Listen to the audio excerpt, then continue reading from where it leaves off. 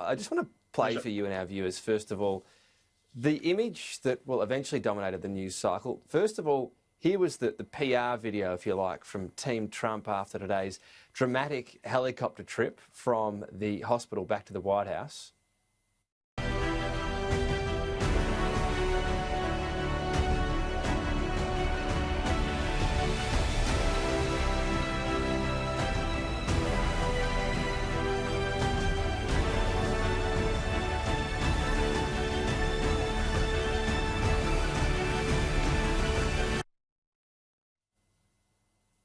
So, President back in control, back in charge.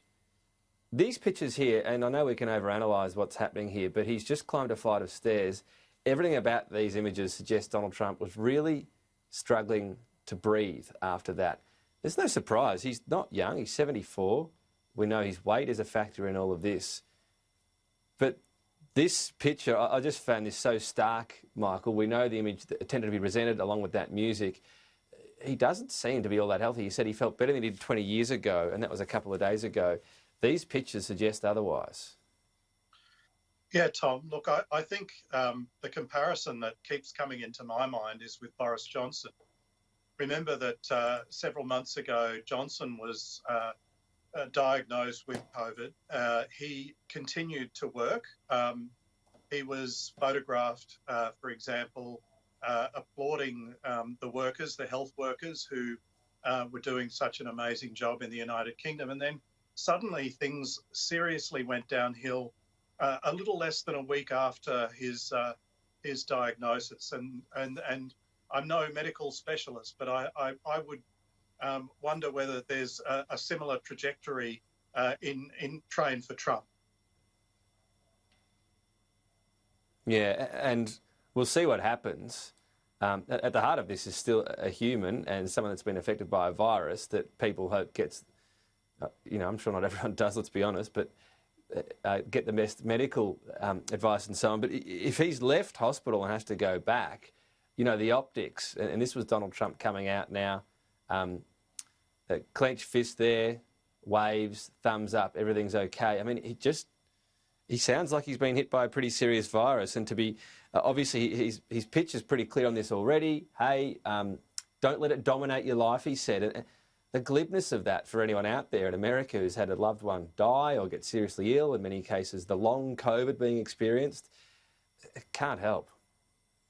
Look, I think probably politically what it underlines is what a lot of people are starting to suspect, as your segment suggested, that Trump hasn't taken this disease seriously, that he won't listen to expert advice, he won't listen to doctors about it, and that he is, not only he personally is paying the price, but he is almost visiting this now on the people who work for him, the Secret Service agents, the staffers. The reports are that the West Wing is now seriously depleted. A lot of people are self-isolating, including the president's daughter, and that indeed special officers have been set up in the presidential residence so that they can be close to his own apartments, but also close to the medical facilities there. So obviously there are precautions that have been taken, but when you think about his show of bravado, of not wanting to give in to the virus, but and what the consequences are for a range of people who work for him and have been trying to look after him, I don't think it can do very much good for Trump's perceptions of Trump, apart from among his base, who obviously are hanging on every word, badly want him to return to the presidential fight, and probably are inclined to agree with him in their skepticism, in his skepticism about the seriousness of the virus. If it does become really serious, I mean, the big concern about what would happen in the US, presumably a lot of his really hardcore supporters would go straight to conspiracy theories, and you'd have a case of probably pretty serious unrest in parts. Yeah, look, it's it could get really ugly from here. You've got to think. one would think that that Trump will not acquiesce very readily in a replacement being found or a changed arrangement. We've already seen Trump suggest that the election should be deferred because of COVID and being met with very strong pushback on that. It's just very hard to predict what the president will do if he does start to feel seriously ill, and what the consequences for the election and the country will be.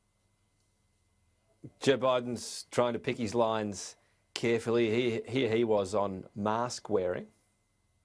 Every major scientist and doctor and immunologist has said that's a very dangerous thing to do. The particles and droplets can stay in the air for a long time, longer than they thought. It can go beyond 10 feet. There's all kinds of things they've learned and know. And look, I view wearing this mask not so much protecting me, but as a patriotic responsibility. And all the tough guys say, I'm not wearing a mask, I'm not afraid. Well, be afraid for your husband, your wife, your son, your daughter, your neighbor, your coworker. That's who you're protecting having this mask on, and it should be viewed as a patriotic duty.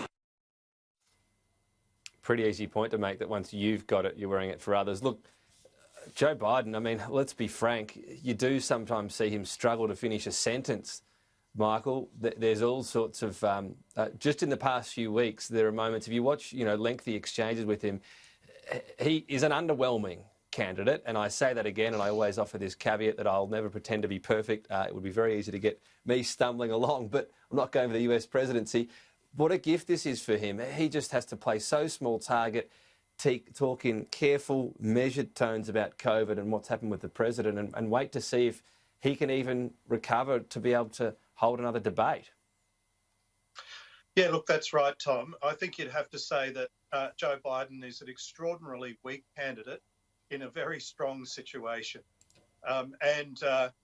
He just has to make sure that he gets through the next 4 weeks without making a major blunder here.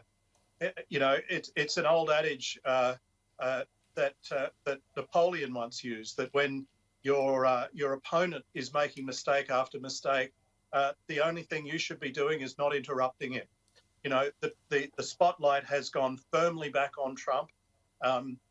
Trump is now dominating the news headlines like possibly never before in his presidency. Everyone is waiting on every update here. Biden, I think, needs to benefit from being a little bit invisible. I think the lines that you just showed were very judiciously chosen. And it's really in Biden's interest for Trump to be too ill to debate again, but the news cycle continuing to be dominated by Trump's behaviour and Trump's health.